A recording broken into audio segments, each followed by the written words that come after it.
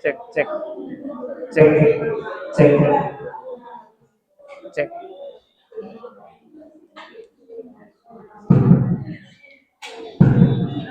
Cek, cek, cek.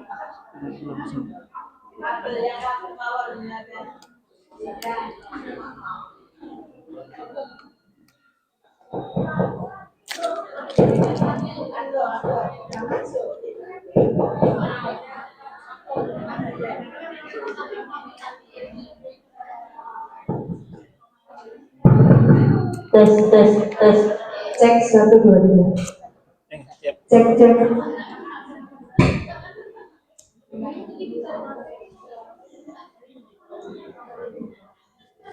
Cek. Assalamualaikum warahmatullahi wabarakatuh.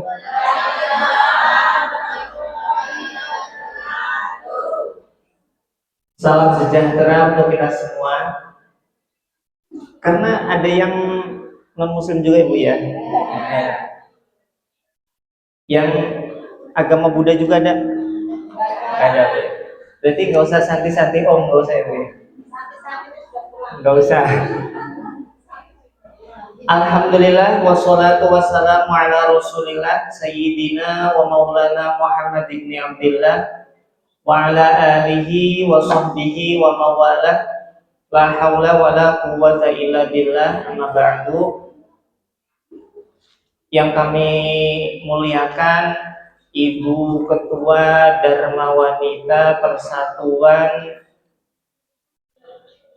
Kecamatan Sukorame, Ibu Nyonya Parmin berarti. Ibu Nyonya Parmin itu diparingi asma sinten Ibu? Bukus Buskuyati. Kusmiyati. Kuswiyati. Ibu dan segenap jajaran pengurus DWP Kecamatan Sukorame, ibu-ibu kepala sekolah yang hadir, serta sedoyo ibu guru niki guru SD atau guru SMP juga? SD saja. Aslinya kan kalau UPT itu menaungi SD, SMP dan TK enggak? Hanya SD saja. Dari 9 desa seluruhnya hadir ya Bu ya? Hadir mulai dari ujung desa Pendowo sampai ujung desa Sempung hadir. Syukur alhamdulillah pada pagi hari ini kita sama-sama berkumpul. Ibu ini kita nih mau ngapain Ibu? Kita acaranya pertemuan rutin sekaligus Maulid Nabi, bener ya Bu ya? Jadi Ibu dari rumah memang tahu mau ada Maulid Nabi nggak Ibu ya? Ya tahu mau ada ngajinya. Bener tahu nggak? Belum tahu. Berarti kita noto niat lagi Ibu Korwil. Karena kalau Ibu berangkat dari rumah mau pengen dapat Mama Lemon, ya dapatnya Mama Lemon aja.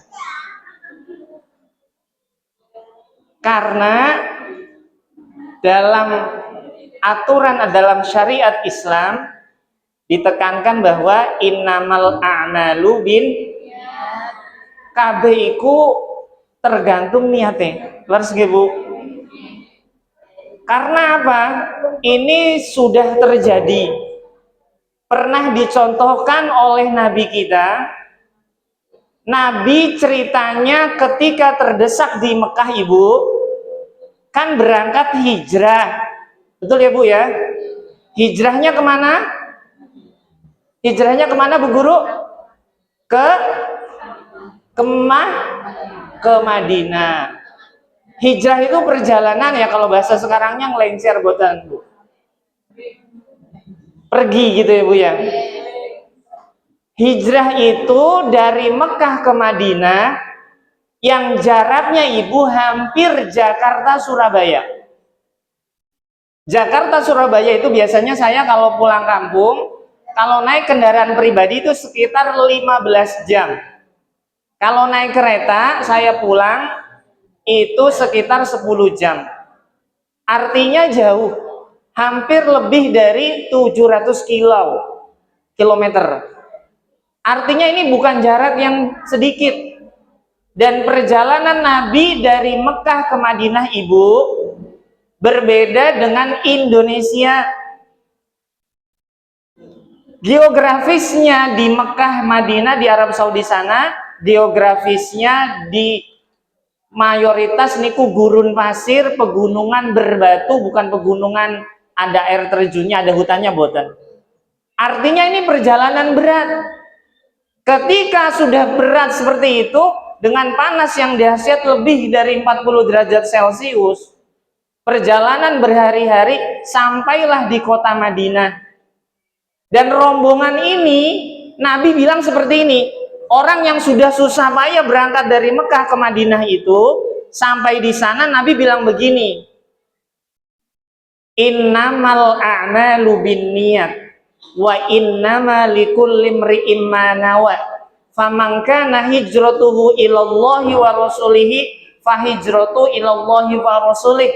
Wa man kana hijratuhu ila dunya yusibuha wa imra'atin yankihuha fahijratu ma hajaru ilahi. Panjang hadisnya, Bu. Saya dikandani Pak Sumat kemarin tak apa di sini, Bu. Jangan sampai malu-maluin depan Bu Guru nih. Karena semuanya Bu Guru saya ngomong hati-hati banget. Salah sedikit dikoreksi soalnya. Nah, artinya seperti ini, Kanjeng Nabi bilang, barang siapa yang berangkatnya dari Mekah ke Madinah dengan perjalanan yang begitu berat, niatnya karena nurut, manut perintah Allah dan Rasulnya, itu yang dapat ganjaran. Ternyata Nabi tahu, Nabi kan punya mukjizat mengetahui apa yang ada di benak para sahabat. Nabi tahu ternyata di antara rombongan hijrah niku ono sing budal ke Madinah niku tujuannya nyari jodoh. Faman kana hijratuhu awim ro'atin yang pihuha. Barang siapa yang hijrahnya karena seorang wanita yang untuk dinikahkannya, maka hijrahnya tidak dapat pahala, yang didapat jodoh. Yang ketiga, ada yang hijrah di antara rombongan itu ibu, niatnya hanya mencari pekerjaan ke Madinah. Karena di Mekah niki tandus, cari pekerjaan sulit, tak melo hijrah, golek pekerjaan di Madinah yang daerahnya lebih subur. Akhirnya dia berangkat hijrah, ikut rombongan. Nabi tahu, Nabi bilang, "Faman kana hijratuhu ila dunya." Barang siapa yang hijrahnya, perjalanan hijrahnya karena mencari pekerjaan, fahijratu mahajaru ilaihi, maka hijrah kamu walaupun susah payah tidak dapat pahala, yang kamu dapat hanya pekerjaan. Maka kula baleni malih ibu, dari SD tadi pulang sekolah ya. Tadi udah sekolah apa langsung ke sini, Bu? Asli sekolah semua ibu? Oh, berarti pulang dulu mandi dulu gitu ibu ya? Oh, enggak, tapi kok saya lihat ibu-ibu ini Bu, kayak baru seger gitu mandi semua gitu Bu ya?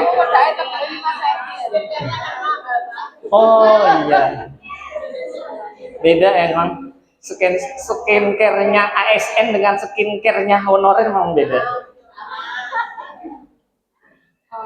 Malam, siang, sore gitu ya Bu ya? Kayak minum obat Bu. Nah, maka ibu ngapunten ibu sedoyo, karena saya disuruh ngaji di sini, maka ayo sama-sama kita niat ngaji. Momennya, momen apa nih Bu? Momennya Maulid Nabi. Maulid Nabi niku harinya pas kemarin hari Kamis. Jumat ibu ya? Jumat, tapi Jumat itu libur. Kita masih liburan Pak Parmin, Ibu Korwil, nutup no liburan meneai Sabtu bareng ulang, ngoten nggih Bu ya. Jadi Jumatnya iso kumpul keluarga. hari Sabtunya kita maulutan. Terus ngoten nggih Bu? Walaupun sedikit kita ada ngajinya. Bismillah kita niat golek ngelmu. Bismillah niat ingsun golek ngelmu. Ngelmune bukan ngelmu matematika. Nggak bisa saya Bu Perwil. Yang ngelmune ngelmu agama. Ben apa? Ben dunyane selamat, akhirate ya tur selamat. Ngoten nggih Bu? Jadi kalau nanti misalnya dapat Mama Lemon niki, nopo dapat yang lain, dapat duit ini dibagi-bagi nggak nih Bu? Dibagi-bagi ini duitnya nih ya Bu ya.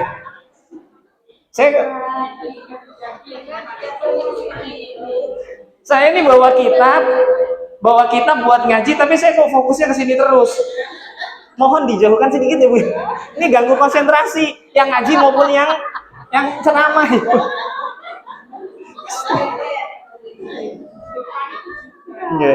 Karena yang merah-merah itu selalu menggoda Ibu. Warna uang sama warna seragam Ibu nggak jauh beda. Nah, misalnya nanti dapat Mama Lemon, ini bonus, betul ya Bu ya? Ya, betul. Ngajinya, karena tema kita pada siang hari ini adalah Maulid Nabi. Maulid Nabi itu kita menteladani akhlakipun Kanjeng Nabi. Karena apa? Yang paling utama diutus Kanjeng Nabi marang teng alam dunia niki, tujuan utamanya niku sami kali bu guru semua. Innama buistu liutammima makarimal akhlak. Tidaklah aku diutus yang pertama dan paling utama untuk dandani akhlake menuso. Akhlak niku bahasa kenene budi pekerti. Perilaku piye tarane dadi perilaku ingkang api, perilaku ingkang leres. Ibu guru juga kan begitu di kelas nggih Bu ya. Bukan hanya memberikan pelajaran tapi didik budi pekerti. Kalau bahasa sekarangnya karakter, kan nggih Bu? Karakter, mendidik karakter, menjadikan anak ini benar-benar menghormati orang yang lebih tua, menyayangi orang yang lebih muda. Itu karena yang dipuji oleh Allah dalam Al-Quran boten ilmu Kanjeng Nabi yang tinggi, yang dipuji adalah budi pekerti. Laqad kana lakum fi rasulillahi uswatun hasanah. Uswatun hasanah niku sanes nami wong ku hasanah tangga kula kok sebutan. Uswatun hasanah niki budi pekerti ingkang sae. Laqad kana temen yekti ono lakum kaduwe sira kabeh fi rasulillahi teng jerone Kanjeng Nabi niku uswatun dadiyo contoh tulodo hasanah ingkang sae. Jadi yang diajarkan oleh Kanjeng Nabi niku Bu boten kathah, iku saking omongan yang banyak niku mencontohkan dari tidak lampah. Bahasa hadisnya lisanul hal afsahu mil lisanil maqal. Mendidik dengan cara mencontohkan itu lebih baik dan lebih efektif daripada banyak nuturi. Karena apa? Contoh, panjenengan kan punya anak didik ya Bu ya. Anak didik itu dengan kita mencontohkan daripada kita ngasih nasihat itu lebih mengena ke anak-anak ketika kita ngasih contoh. Contohnya begini, misalnya begini. Mau dipindah kemana? Di sini Bu. Oh enggak usah Ibu. Saya duduk di sini aja. Matur nuwun Bu. Ibu, ngapunten, Ibu guru ini sudah menikah sama dia?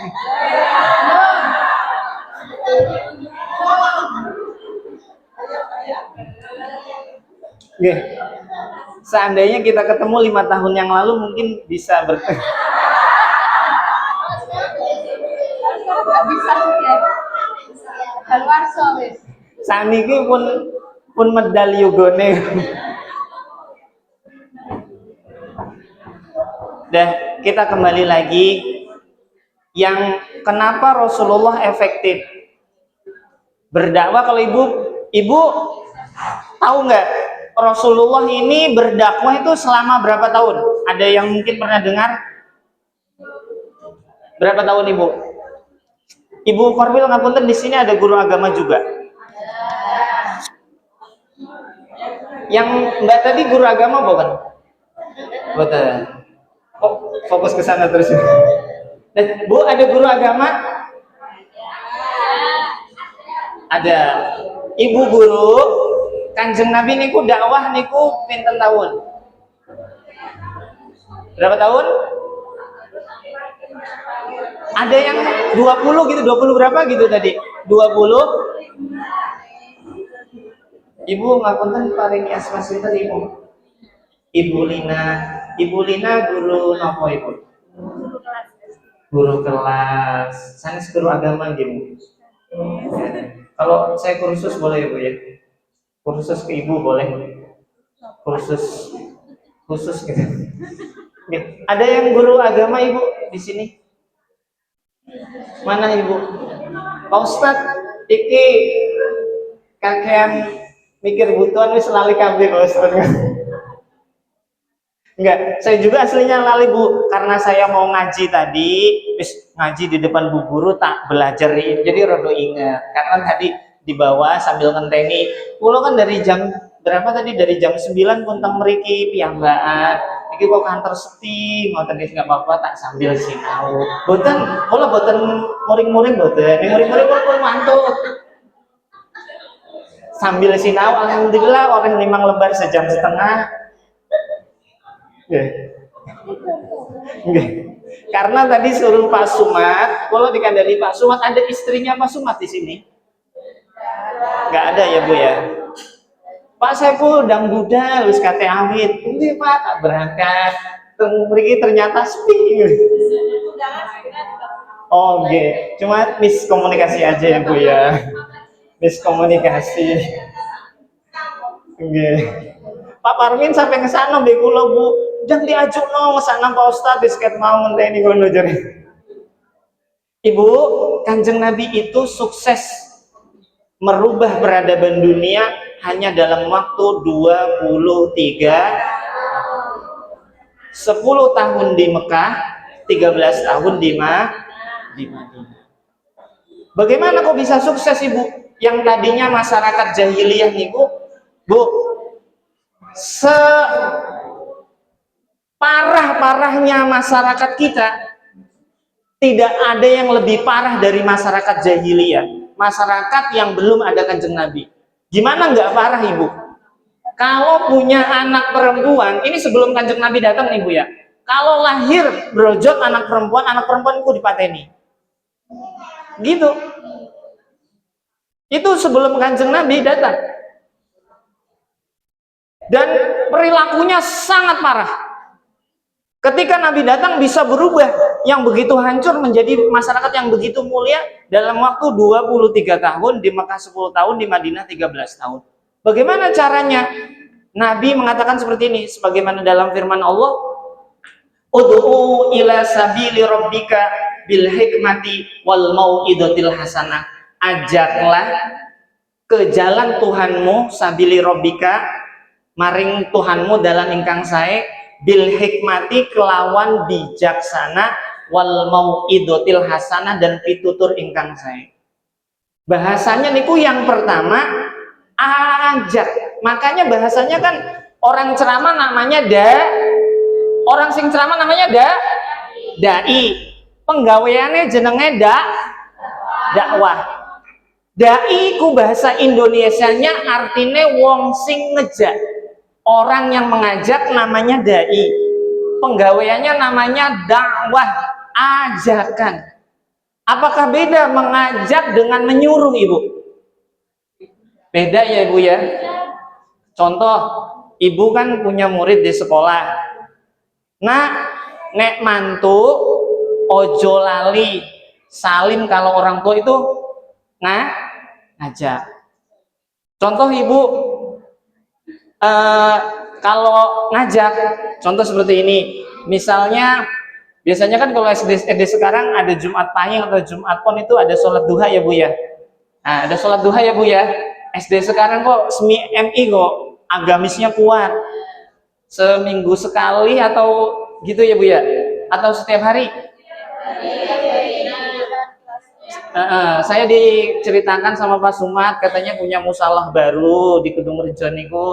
Alhamdulillah Pak Ustadz, walaupun SD tapi nggak kalah sama MI, setiap hari sholat duha.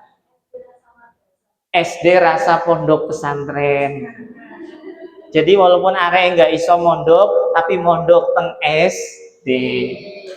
Apakah semua sudah seperti itu SD yang lain? Sudah. Ibu tadi yang bilang madrasah saking SD pundi Ibu? Iya. Bedoro. Kedung Rejo juga.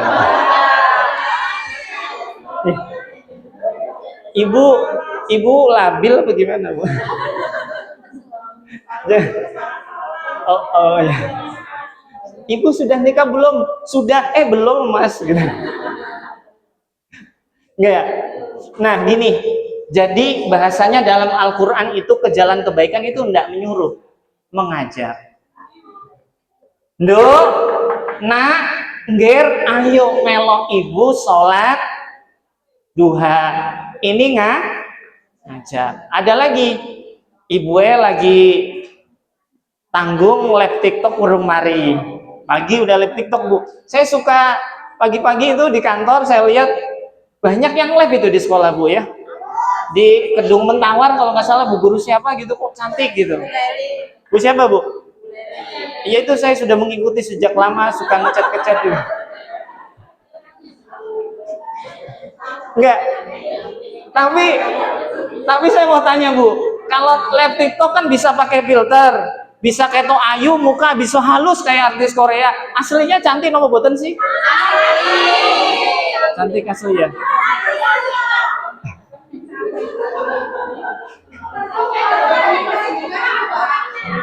Aslinya sampai ayu ya. Oh mana Ibu mana? Kan Kedung Mentawar.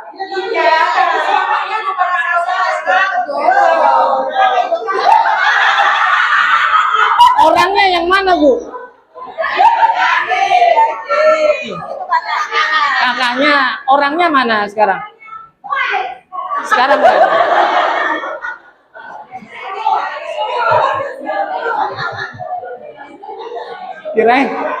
Kirain ibu yang itu ternyata lo kok aslinya beda gitu. Nah, tapi ibu kalau misalnya lagi nggak halangan ikut sholat duha apa nyuruh aja Bu? Derek nggih Bu ya? Derek. Ya jangan Bu, karena yang paling efektif misalnya gini. Walaupun anak itu ternyata kita suruh kita nggak sholat, posisi tidak sedang datang bulan, karena posisi lagi nggak mood lah gitu bahasanya orang sekarang ya Bu ya, lagi PW posisi puena lungguh ngono, lagi mager gitu Ibu ya, mager malas gerak, Ibu suruh, ya namanya juga anak pasti mau, tapi anak itu bisa batin dalam hati. Ibunya aja nggak melu sholat, ngono Bu, cuma nggak wani ngomong. Nah, yang efektif dalam Al-Quran itu udhu apa tadi? Ajaklah. Jadi contoh nih, saya kan nih ngajak ibu melampaui api, ini ngajak. Nah, kalau nuturi itu memang bagus, tapi lebih efektif lagi ketika kita bahasanya ngajak. Makanya orang ustadz itu kan bahasanya namanya dai. Kalau orang yang menyuruh namanya kan amar, orang yang menyuruh, amir, perbuatannya amar. Tapi kalau ngajak itu namanya dai. Karena apa? Itu akan lebih efektif buat anak kita di sekolah maupun di rumah. Apalagi di rumah nih. Di rumah itu apa yang kita lakukan di rumah semua direkam sama anak kita. Misalnya di rumah itu ono bae anak. Kita kadang namanya juga orang tua, saya sering menemukan nih Bu, ya orang tua kan biasanya kalau orang tua itu kan kembali kayak anak-anak lagi ya Bu ya. Kadang yang muda itu menghadapinya tuh kadang ada nggak sabar, ada yang sabar, ada yang nggak sabar sampai mengeluarkan kata-kata yang keras dan itu didengar sama anak kita, itu akan kerekam terus.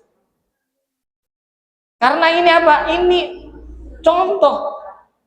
Dan Nabi itu bisa efektif karena apa? Karena bisa menjadi contoh yang baik, uswatun hasanah. Sekarang kita kembali lagi ke Maulid Nabi. Nah, Ibu Korwil, saya ini dapat berapa menit lagi Bu? Waktunya berapa menit lagi saya ini? Secukupnya, soalnya ibu-ibu udah nunggu ini ya.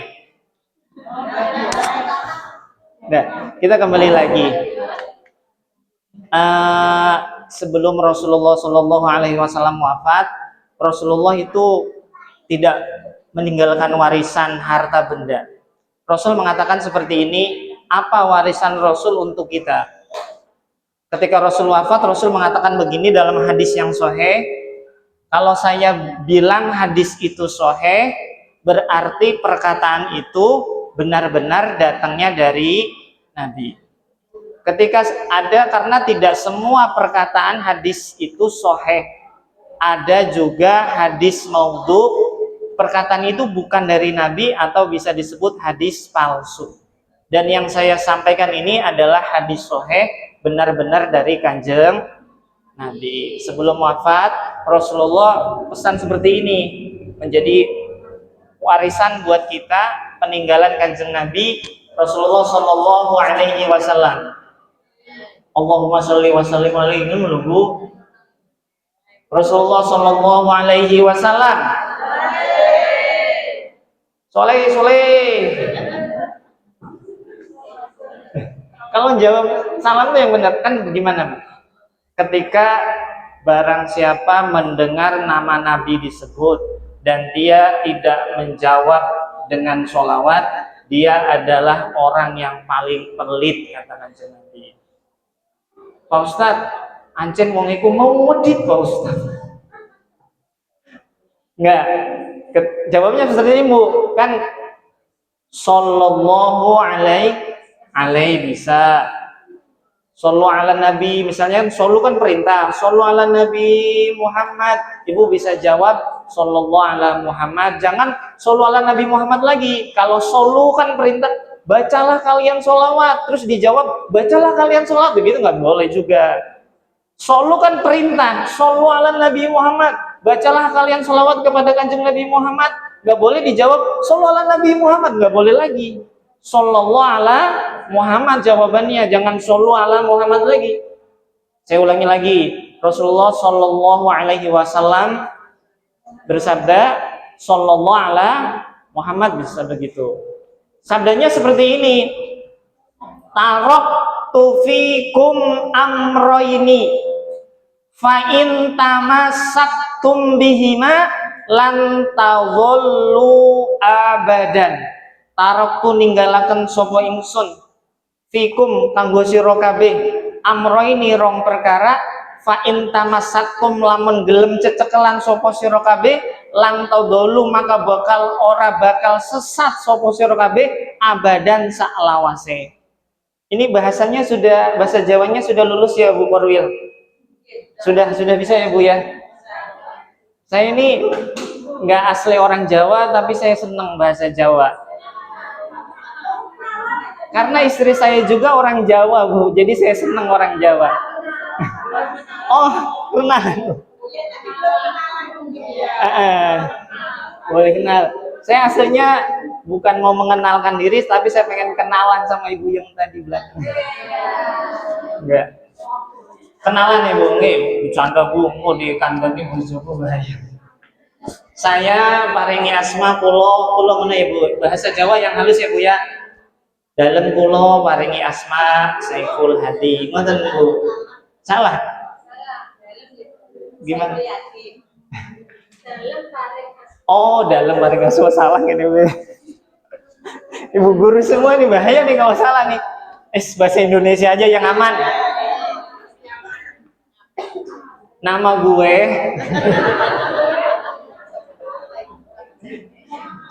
nama saya Saiful Hadi.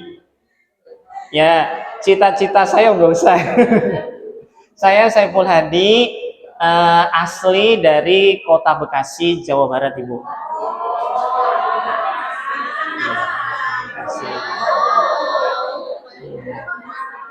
Nah, saya baru jadi orang Lamongan ketika saya mengenal perempuan Lamongan yang bernama Siti Khalifah, itu istri saya. Setelah saya menikah sama istri saya ajak ke Bekasi sana. Dalam waktu 2 tahun, istri saya minta pindah ke sini. Kenapa nggak betah sama mertua? Boten, lebih enak di kampung katanya. Nggak betah di sana, Bu.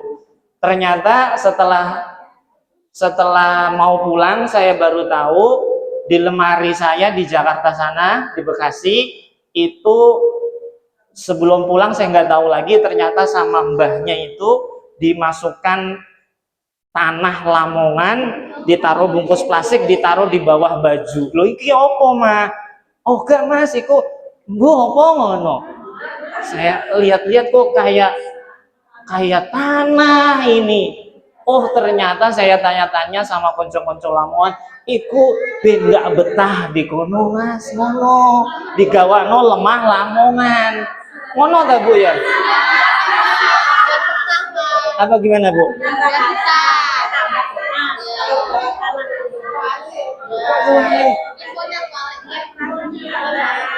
Itu dibawain tanah Lamongan itu biar balik ke tanah lagi enggak kan?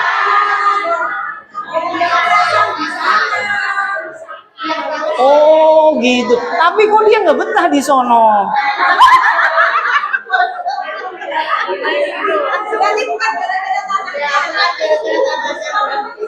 Oh gitu. Oh paling kalau bukan gara-gara tanahnya, gara-gara uang belanjanya kurang. Iya. Soalnya ketika saya kembali lagi ke rumah orang tuanya, dibantu sama mertua saya untuk kasih jajan.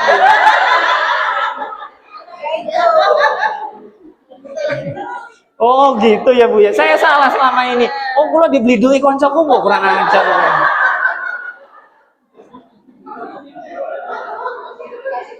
Oh, ngono. Ceritanya seperti itu.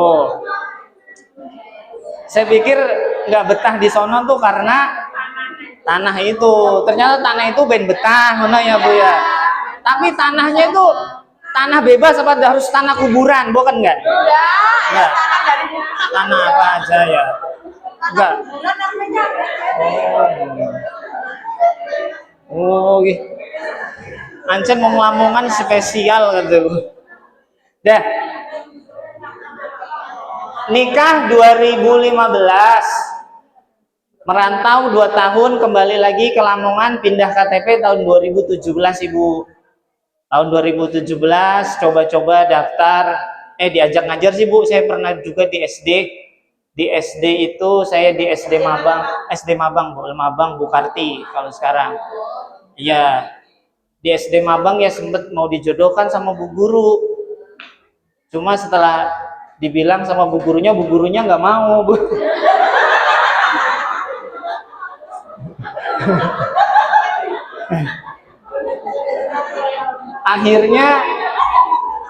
akhirnya saya putuskan, saya keluar Bu Gurunya nggak mau, tamat tuae gitu.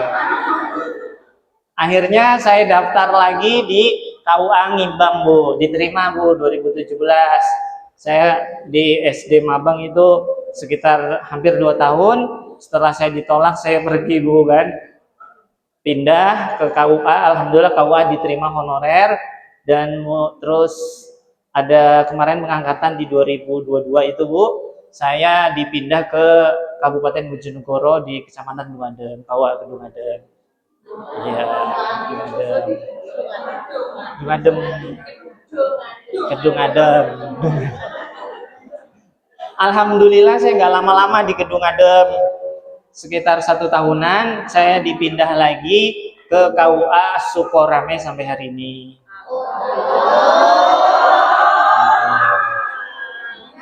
Iya. Loh, kalau satu itu bereibu KUA itu. Aku yang kata Rono ya kancingan loh Bu.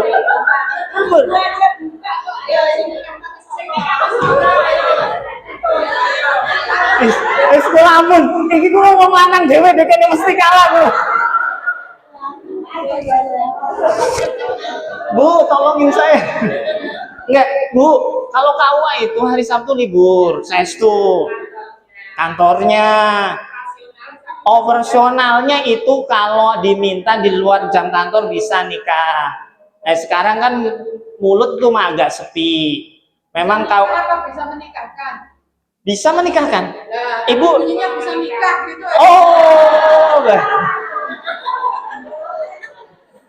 Jadi saya ini bisa menikahkan tapi nggak bisa nikah lagi.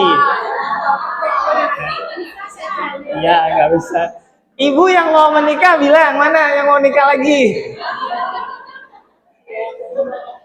Syaratnya kalau menikah di bawah usia 21 harus buat surat keterangan perawan. Pasti itu. Saya pikir ibu-ibu di sini pasti nggak bisa buat surat keterangan perawan.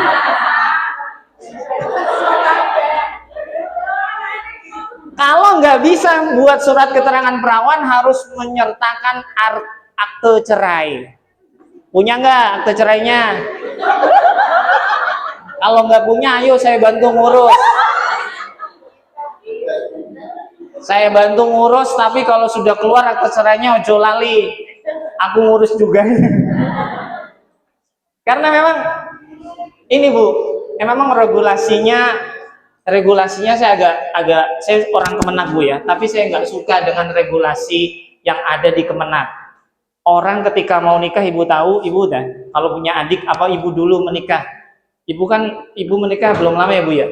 Ibu menikah itu syaratnya itu hampir lebih dari 15 lembar yang harus diurus. Dari desa itu ada N1, N2, N3, N4, N5, N6. Dari ibu sendiri keterangan joko, keterangan perawan, keterangan wali. Keterangannya banyak syaratnya. Syaratnya sangat banyak. Ketika tapi orang mau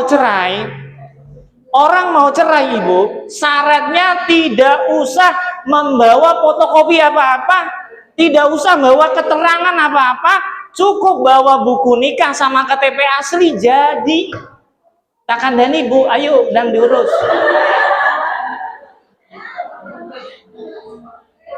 Iku di Blitar, baru keangkat P3K langsung mengajukan rame-rame ya Bu ya. Lagi P3K wis bojone di gua. Iku undangne aku kula baca ngono iku ya Bu ya. Malah ada yang satu ceritanya selama ngajar sambil kuliahnya di Bandani bojone. Ceritanya itu diwawancara di Jawa Pos itu di Bandani sing lanang. Terus katut ke pengangkatan, bariku wis katut wis di Bandani kuliah, bojone di gua. Kenapa di gua? Petuan koncong ulangi Bu. Duren, budak keren, ngono. Nah, jangan itu. Tidak mengajukan Bu di Blitar. Bisa, tapi bisa ditolak ya. Bisa ditolak karena sudah ASN. Kalau ASN itu persyaratannya banyak. Tidak semudah itu. Tadi kalau yang membawa buku KTP, buku nikah itu tidak usah bawa akte keterangan lain-lain, fotokopi apa-apa itu di luar ASN. Berarti ibu nggak bisa ya. Tapi emang ini semuanya ASN semua. Ada yang nggak ASN kan? 90%. Kalau yang nggak ASN gampang Bu, gampang.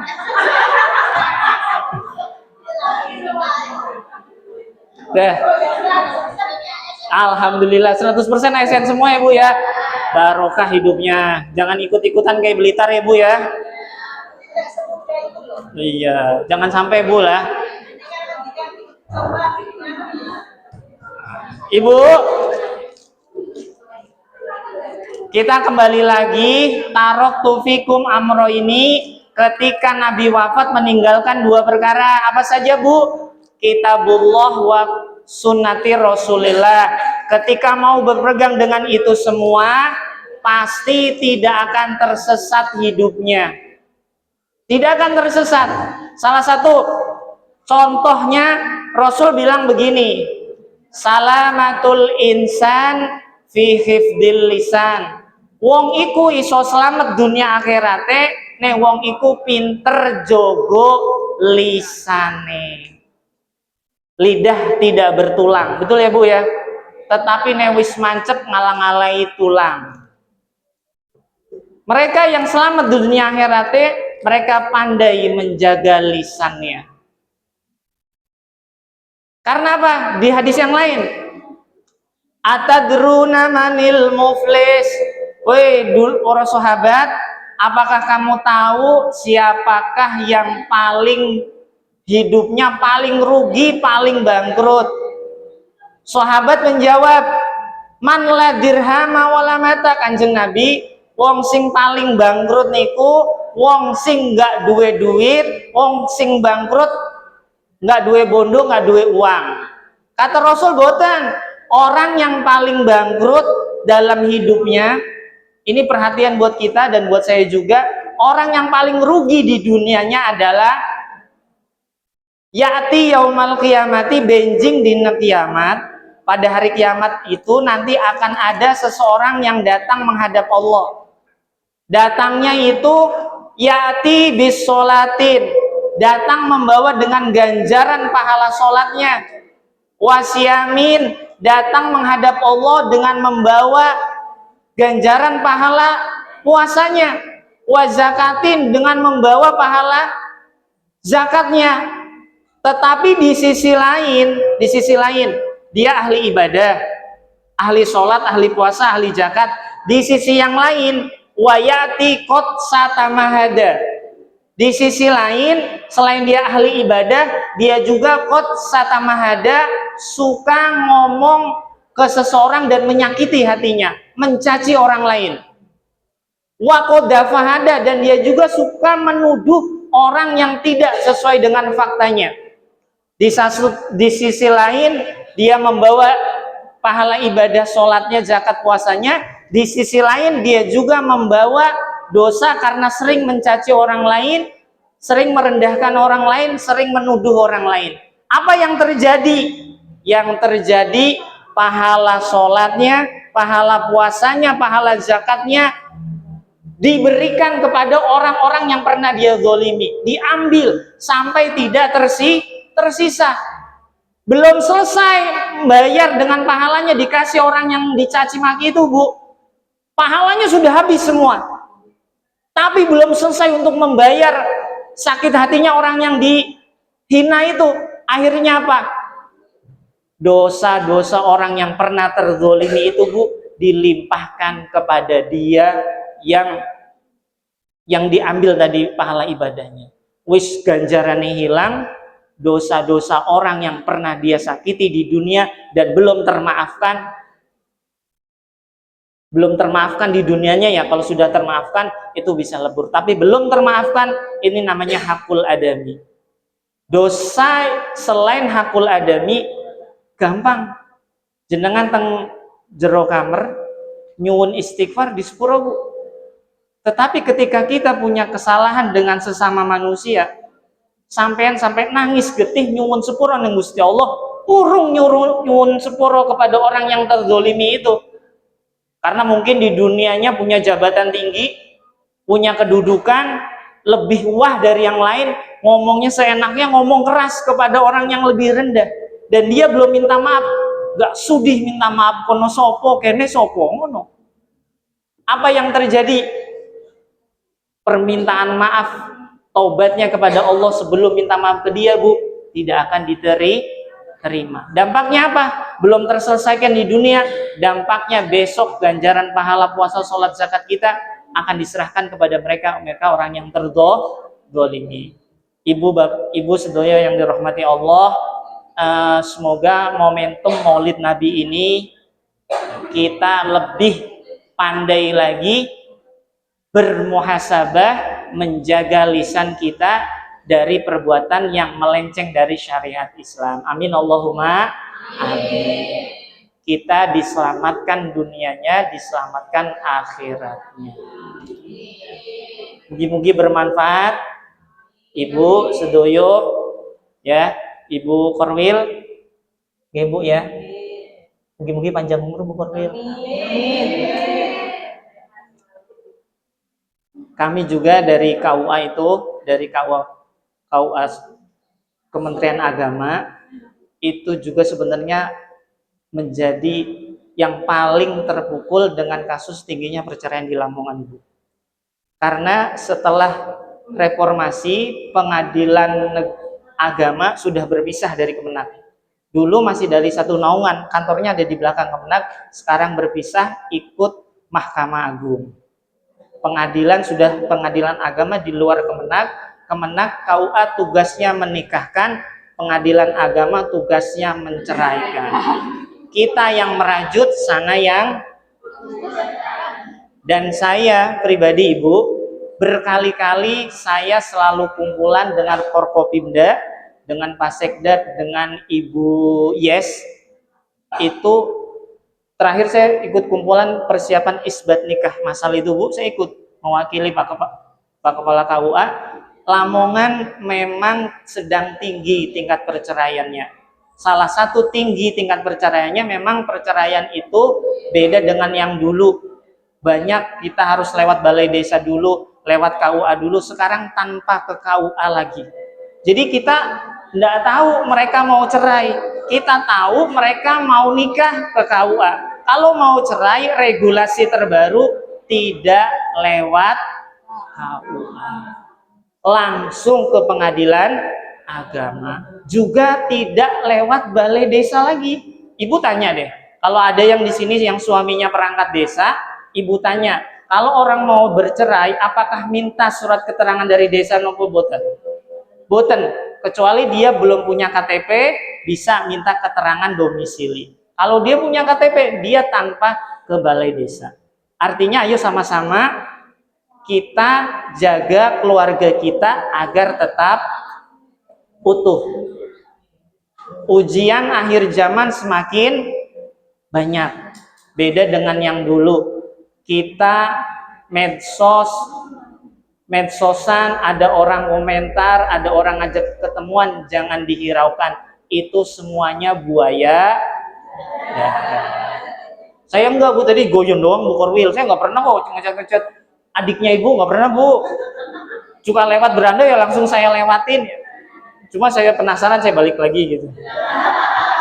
Penasaran aja. Lihat aja. Mugi-mugi bermanfaat. Nyuwun pangapunten ingkang kathah menawi apa yang saya sampaikan kurang berkenan, pangapunten Ibu Korwil.